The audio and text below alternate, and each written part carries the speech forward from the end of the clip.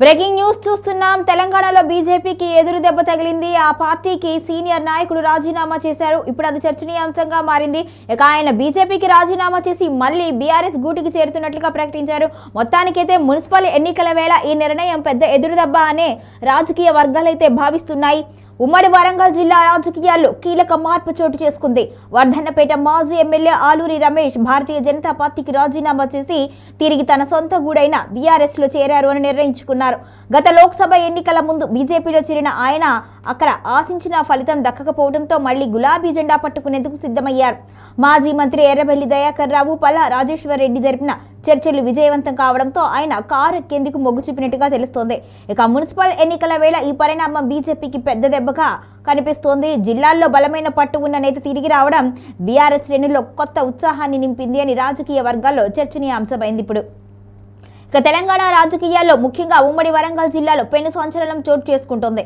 వర్ధన్నపేట మాజీ MLA senior నాయకుడు ఆలూరి రమేష్ భారతీయ జనతా పార్టీకి గుడ్ బై చెప్పారు. తన రాజీనామా లేఖను పార్టీ అధిష్టానానికి పంపుతూ త్వరలోనే తాను తిరిగి భారత రాష్ట్ర సమితిలో చేరబోతున్నట్లుగా అధికారికంగా ప్రకటించారు. ఈ పరిణామం మున్సిపల్ ఎన్నికల వేళ బీజేపీకి పెద్ద ఎదురుదెబ్బగా పరిగణించగా గులాబీ శ్రేణుల్లో మాత్రం కొత్త ఉత్సాహం నెలకొన్నట్టుగా తెలుస్తోంది. మొత్తానికైతే ఈ విషయానికి సంబంధించి అయితే బీఆర్ఎస్ శ్రేణుల్లో ఆనందం వ్యక్తమైనట్లుగానే కనిపిస్తోంది. ఇక ఆలూరి రమేష్ గతంలో బీఆర్ఎస్ వరంగల్ జిల్లా అధ్యక్షుడిగా సుదీర్ఘకాలం పనిచేశారు. తెలంగాణ ఉద్యమ కాలం నుంచి కేసీఆర్ వెంటనే నడిచిన ఆయన గత అసెంబ్లీ ఎన్నికల తరువాత మారిన రాజకీయ సమీకరణాల వలన బీఆర్ఎస్ ను వీడి బీజేపీలో చేరారు.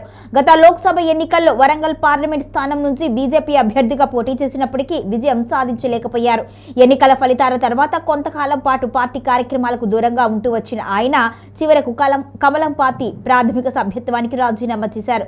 తన ఎదుగుదలకు సహకరించిన బీజేపీ నేతలకు ధన్యవాదాలు చెబుతూనే తన భవిష్యత్తును తిరిగి తన ఇంటి పార్టీ అయిన బీఆర్ఎస్ తోనే ముడిపెట్టుకుంటున్నట్టుగా ఆయన స్పష్టం చేశారు.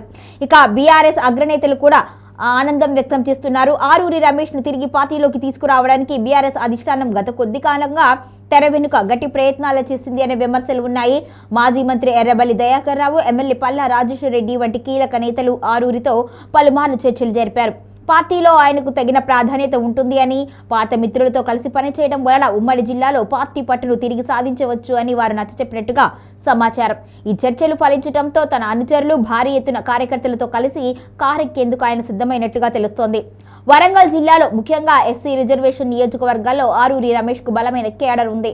ఆయన వైదొలగడం బీజేపీకి కోలుకోలేని దెబ్బ అని రాజకీయ విశ్లేషకులు భావిస్తున్నారు. అయితే వరుస వలసలతో సతమతమవుతున్న బీఆర్ఎస్ కు ఆలూరి వంటి బలమైన నేత తిరిగి రావడం ఒక ఊరటగా చెబుతున్నారు. కేసీఆర్ నాయకత్వంపై నమ్మకంతోనే తాను ఏ నిర్ణయం తీసుకున్నట్లుగా త్వరలోనే ఒక భారీ బహిరంగ సభ ద్వారా పార్టీ కండువా కప్పుకుంటాను అని ఆయన తన అభిమానులకు చెప్పినట్టుగా తెలుస్తోంది. మొత్తానికైతే ఆలూరి చేరిక అనేది బీఆర్ఎస్ కు ఇప్పుడు కొత్త ఉత్సాహాన్ని ఇచ్చింది. పార్టీలో బలం చేకూరే విధంగా అడుగులు వేస్తున్నట్లుగా ఒక సీనియర్ నాయకుడు తిరిగి మళ్ళీ వెనక్కి రావడం అనేది పార్టీకి మంచి పరిణామంగా కూడా బీఆర్ఎస్ శ్రేణులు భావిస్తున్నారు.